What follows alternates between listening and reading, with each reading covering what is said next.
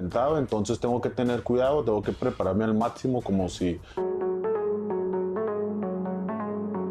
Grabe, nagkakagulat. Luis Nery, maraming sinupalpal. John Ariel Casimero, bigatin pala na kalaban at hindi basta-basta, ayon yan kay Nery. Pero handang gugulatin si Casimero pagdating na sa ibabaw ng lona. Sa bawat suntok may pangarap, sa bawat knockout may kwentong pinaghugutan. Mula sa mga probinsya hanggang sa world stage, hindi lang tayo nagbabalita, nagbibigay tayo ng boses ang hindi pa napapansin ng mundo. Samahan niyo akong busisiin ang bawat kwento at bawat sakripisyo ng mga mandirigmang mga Pilipino. Ito ang kwentong di pa nakwento. Pilipinas para sa mundo. Pilipinas para sa mundo.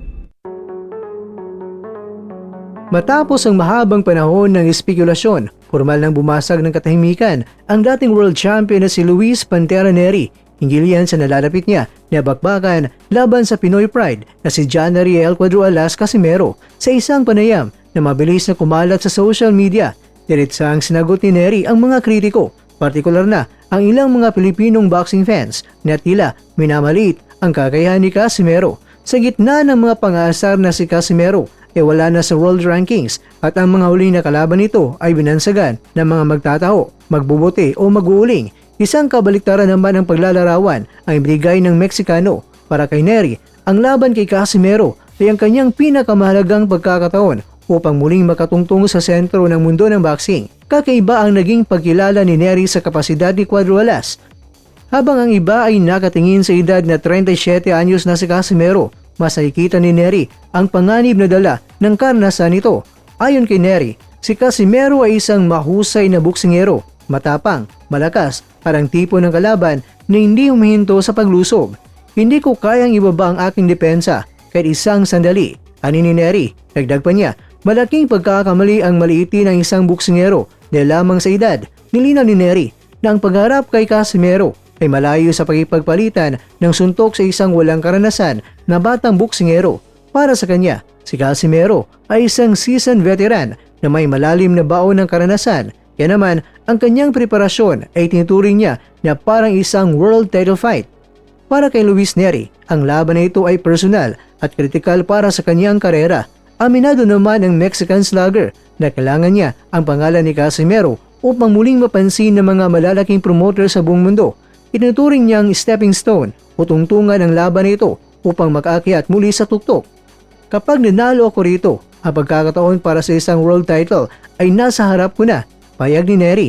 Punong-puno ng motibasyon ang kampo ni Nery at sinabing ito ang kanilang susunod na target.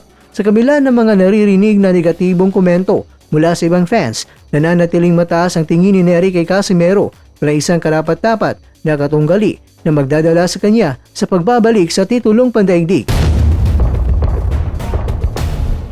Sa huling bahagi naman ng interview, tinanong si Nery kung meron ba siyang gustong sasabihin ng direkta kay Casimero. Sa halip na mahabang trash talk, isang nakakapangilabot na babala ang binitawan ng Meksikano. Sinabi niya na wala siyang partikular na sasabihin sa ngayon dahil mas nakatutok siya sa paggawa ng kanyang trabaho.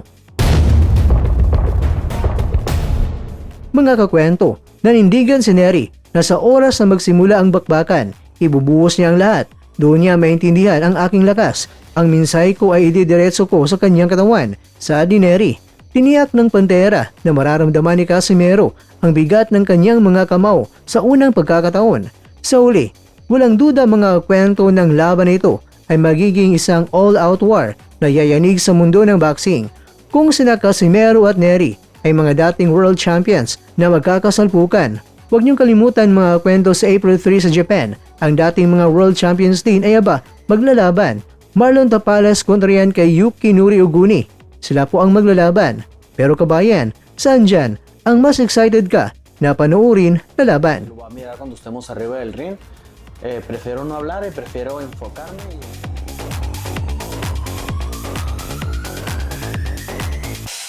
Sa bawat suntok may pangarap, sa bawat... Mga kakwento, hanggang dito na lang muna ang ating kwentuhan. Huwag kalimutan na mag-like, share at subscribe Ako po si Mr. Kwento. Ito ang mga kwentong maaring hindi pa nakwento sa inyo. Tayo ng boses ang hindi pa napapansin ng mundo. Samahan niyo akong busisiin ang bawat kwento at bawat sakripisyo ng mga mandirigmang mga Pilipino. Ito ang kwentong di pa nakwento. Pilipinas para sa mundo. Pilipinas para sa mundo.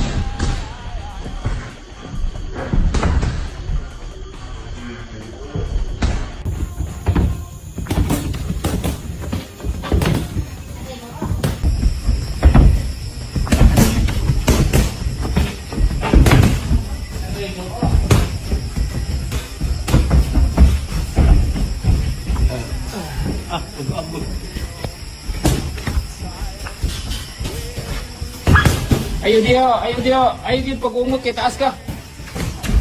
Ayaw pag-ungot.